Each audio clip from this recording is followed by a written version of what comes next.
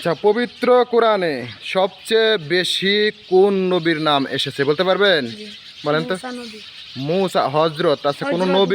কোনো নবীর নাম নিলে বা সাহাবীর নাম নিলে তার আগে বলতে হবে হজরত। হজরত মুসা নবী, তাই তো? মাশাআল্লাহ। কতবার এসেছে তা বলতে পারবেন? বলতে পারবেন না? আচ্ছা, এটা বলে দিতেছি, 131 বার। কতবার? 131 বার এসেছে মুসা নবীর নাম। পবিত্র কোরআনে আলহামদুলিল্লাহ শব্দটি কতবার এসেছে? 4 বার। আপনার জানা ছিল আগে? মাশাআল্লাহ। পবিত্র কোরআনে হযরত মুহাম্মদ সাল্লাল্লাহু আলাইহি সাল্লামের নাম কতবার এসেছে বলতে পারবেন? পারবেন না?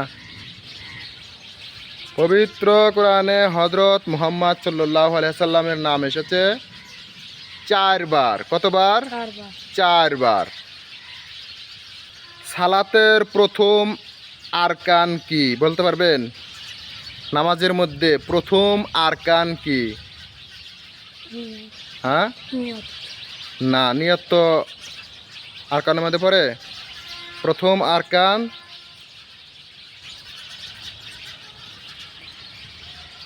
তাকবীর।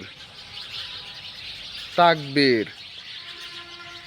আল্লাহু আকবার বলে, হ্যাঁ, এই হাত বান্ধা। প্রথম আরকান হইতেছে তাকবীর। 4 রাকাত নামাজে কতবার তাশাহুদ পড়তে হয় বলতে পারবেন? কতবার? সঠিক? সত্য? মাশাআল্লাহ, এই প্রশ্নটির উত্তর সঠিক হয়েছে। জুমার নামাজের খুতবা শোনা কি বলতে পারবেন? ওয়াজিব, ফরজ না সুন্নত না মুস্তাহাব? কোনটা? সত্য? 100%? মাশাআল্লাহ, এই প্রশ্নটির উত্তর সঠিক হয়েছে। আরো কিছু প্রশ্ন ধরব।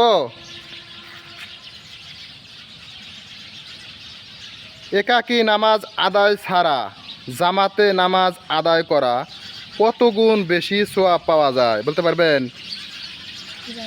কত গুণ? না না না না, দেখেন, একটু চিন্তা ভাবনা করেন। কত গুণ? 27 গুণ। 25 থেকে 27 গুণ। 27 গুণ বেশিরভাগ মতামত দিয়েছে, 27 গুণ।